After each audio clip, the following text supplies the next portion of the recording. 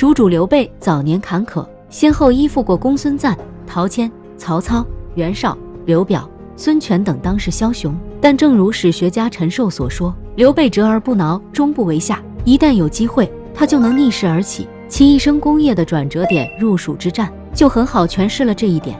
在《三国演义》和《三国志》中，刘备入蜀的过程都还算顺利。然而，这只是蜀汉一方的视角，东吴将领吕范看到的是刘备不中篱落，死亡且半，所以他断定是必不克。而在曹魏，甚至流传出了刘备战死的谣言，以至于群臣皆贺。看来刘备入蜀未必有想象中那么轻松。事实上，这是刘备一生中最大的一场豪赌，整个过程可谓险象环生，每一步都可能万劫不复。起初，对于刘备的到来，刘璋表现出了十足的诚意，不仅让法正率领4000人夹道欢迎，送了价值上亿的礼物，还亲自前往涪城与刘备会晤。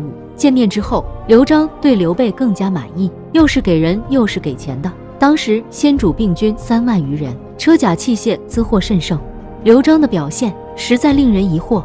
实际上，早在刘备入蜀前，就有不少益州豪强表示了反对与担忧。主簿黄权称，刘备有骁名，若以部下的待遇对待他，会令他不满；若以宾客的礼节款待他，则一国不容二君。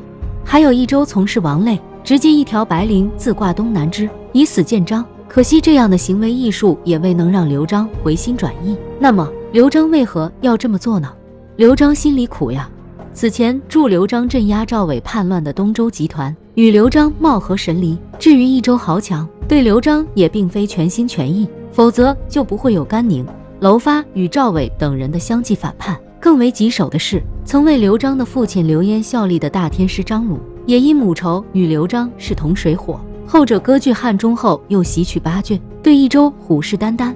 内忧外患之下，刘璋只能扯虎皮做大旗，希望借助外地军阀的威望来稳固自身统治。他首先选择的是曹操。早在建安初年，刘璋就不断派人向曹操示好。建安12年，他派张肃给曹老板送了一支300人的队伍，还要各种送礼物。次年，曹操轻取荆州时，刘璋又以张松为使，但曹操这次并没有以礼相待。张松大怒，劝刘璋与曹老板绝交，交好刘备。值得一提的是，张肃正是张松之兄，他在出使后被曹操拜为广汉太守。反观张松，非但碰了一鼻子灰，还被发配到粤西比苏县。两相对比，张松焉能不怒？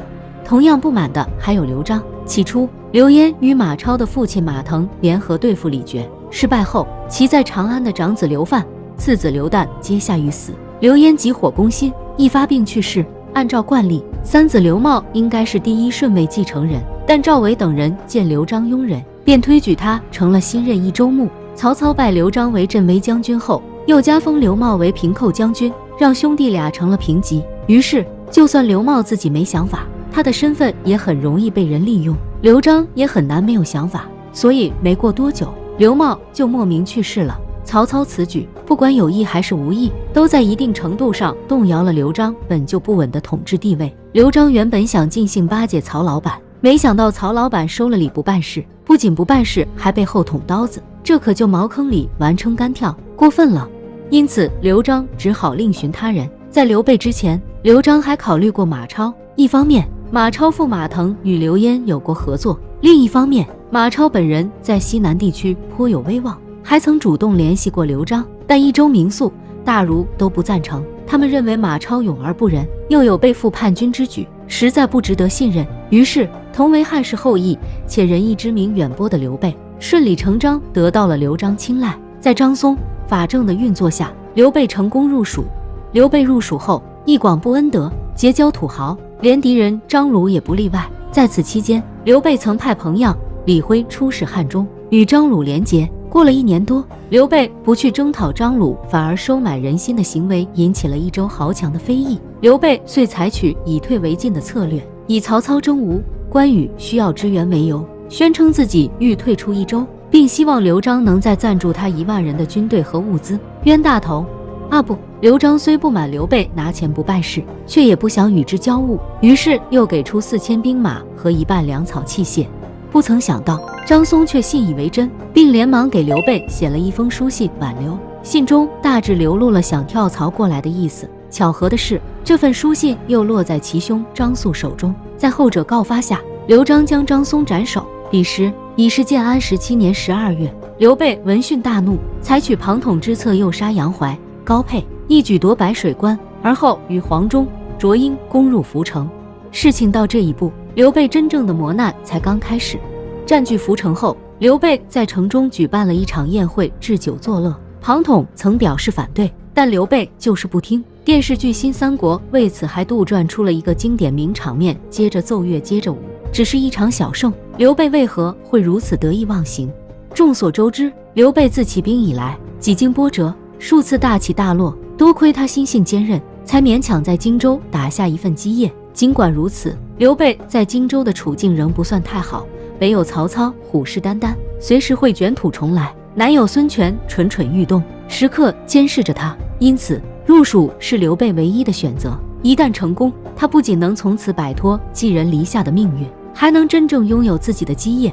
情势所迫，一向有仁义之名的刘备有了不义之举，对将士们以义许之，以利威之，以利诱之，是刘备治军多年的经验。以仁义为名，让他振臂一呼，就能得到无数人拥戴。但刘备反攻刘璋，手段落了下乘，无法再占据大义，因此在关乎自己功业的关键一战中，刘备也只能舍弃名义，选择威逼利诱的手段，让麾下士卒为之效命。实际上，不只是白水关将士交出了家属作为人质，就连跟随刘备入蜀的荆州人也有人质在刘备手上，就是黄忠都不例外。通过人质，刘备有效遏制了麾下士卒的反叛之心。早在入蜀前，刘备就知道这将是一场艰难战役，但仅仅只有大棒也不行，还要有萝卜。涪城欢宴就是刘备的一次尝试，这就是以利诱之。在涪城，刘备终于不再为名声所累，坦然放下包袱，展现出了他作为一代枭雄的手段。此宴过后，刘备麾下军队士气高涨，刘璋派出刘珪、凌苞、张仁、邓贤等人前来阻击，也被击败，退守绵竹。绵竹都李严见刘备一战取胜，认为他值得投资，遂率部投降。刘珪等人只好再次退守洛城。洛城是刘璋长子刘询镇守之处，刘焉早年亦在此设防，此地可谓兵精粮足，易守难攻。即便是刘备，也花费1年时间才攻下。正是此战，刘备才感受到了前所未有的压力。首先，庞统不幸为刘石所中，战死沙场。正史记载中，庞统与诸葛亮并为军师中老将，在入蜀大军中，庞统也是仅次于刘备的2号人物。如此身份尚且遇难，足见吕范所说的部众离落，死亡且半并非虚言。这并不难理解，攻城一向比守城更难。洛城临近成都，后续有源源不断的补给。反观刘备，因为孤军深入，最怕的就是持久战，物资补给跟不上只是一个方面，更危险的情况是，在绵竹的刘备军队很容易会被切断后路，若再有敌军偷袭，夹在中间的刘备也只能等死。而事实上，刘备的确差点被包了饺子。刘备南下后，其在蜀中的根据地加盟，先后遭到了张鲁与刘璋的觊觎。当时加盟守将是南郡人霍峻，南郡是刘备集团在荆州的根据地，足见霍峻之可信。据《三国志·霍峻传》记载，刘备出去打仗后，张鲁派杨伯过来诱降霍峻。霍峻回答道：“你就是拿走我的头，也拿不走这座城。”杨伯于是铩羽而归。这段记载颇值得玩味。张鲁为何要在此时派人来接管加盟？刘备曾令李晖、彭样出使汉中，并策反了马超，但这一切都在暗中进行。明面上，李晖、彭样代表刘备与张鲁签署了和平协约，刘备在协约里很有可能答应把加盟双手奉上。刘备南下后，张鲁依约而来，遭霍峻拒绝后，方知上当受骗。正因如此，张鲁后来才会拒绝皇权招揽，而选择投靠曹操，并直言宁为曹公做奴，不为刘备上客。这句话既有对曹操的示好，也有对刘备马超暗通款曲的愤懑。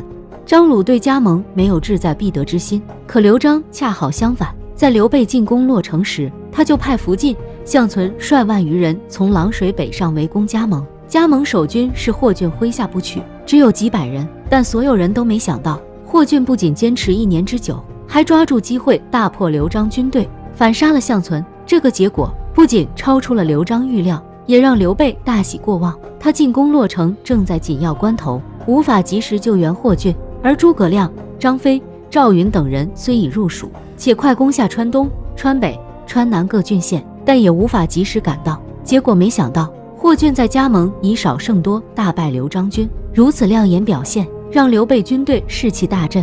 这就是战场上的连锁反应。刘璋派人进围加盟，虽未能攻克，却也切断了加盟对刘备军队的补给。刘备攻洛城，久攻不下，后方根据地加盟也处在风雨飘摇中，加之庞统战死，刘备处境之艰难可想而知。是以魏吴两地所传谣言也未必是夸张之词，一鼓作气，再而衰，三而竭。刘备未能一路连胜，反而在洛城与刘询僵持1年之久，损失惨重，其军心必有所动摇。好在他提前扣押了将士家属，又许以重力，这才险之又险的将局势稳定，未能引起哗变。而霍峻以少胜多的壮举，加之诸葛亮等人的捷报频传，又让刘备军队看到希望，并最终在建安19年夏拿下洛城。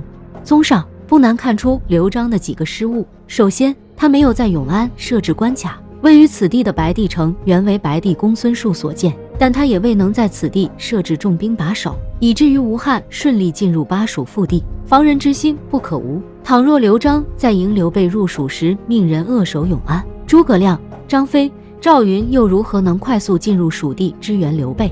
其次，刘璋未听从郑度建议采取坚壁清野的战术，否则就算刘备有反叛之心，也将疲于奔命。可以说，这是刘璋仁德的一面，但难免被人批为妇人之仁。后刘备进围成都，城中尚有精兵3万人，足够支撑1年的粮食，而且百姓都愿死战守城。不得不说，刘璋虽然称不上一个有能力的明君，但绝对是个爱民的仁君。倘若刘璋坚守不出，或许能迎来转机，因为此时隔壁老曹马上就要把汉中张鲁打爆了。但刘璋却不忍城中利民再受刀兵之灾，选择献城投降。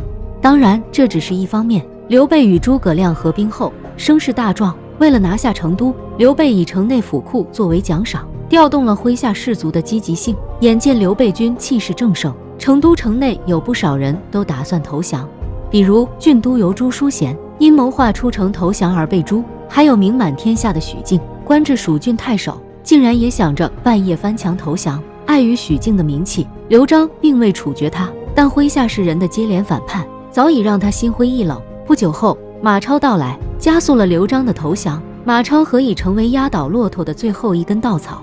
一来，马超威震西南地区多年，加之其勇而不仁的恶名，刘璋与益州豪强都对他十分忌惮；二来，马超背叛张鲁乃是秘密之举，且汉中与成都消息断绝，因而刘璋看见马超到来，可能会误以为他代表张鲁与刘备联手。如此一来，益州上下焉能再有斗志？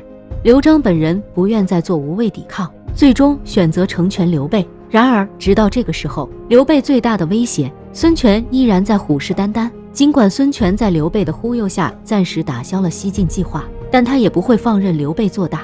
所以开头提到的东吴将领吕范，也曾在孙权授意下随同刘备入蜀。可以想见，一旦益州形势有变，江东会迅速做出应对，甚至窃取刘备的胜利果实。但有些时候，时机总是那么巧合。刘备入蜀后，曹老板也开始了东征，导致孙权自顾不暇。加之吕范见刘备部众离落，死亡且半，认为他必定不能成事，便率部返回了江东。只是他没想到，刘备最终顶住压力，成功拿下洛城，并一鼓作气进入成都。孙权得知后，心知为时已晚，只能大骂刘备一句滑鲁，邪诈如此。就这样，刘备成功入蜀，终于摆脱了孙权的辖制与监控，也宣告其创业之成功。刘备的一场豪赌险象环生，好歹最终以胜利收场。倘若刘老板这一次赌博失败了，后世津津乐道的三国英雄故事又将失去多少精彩篇章？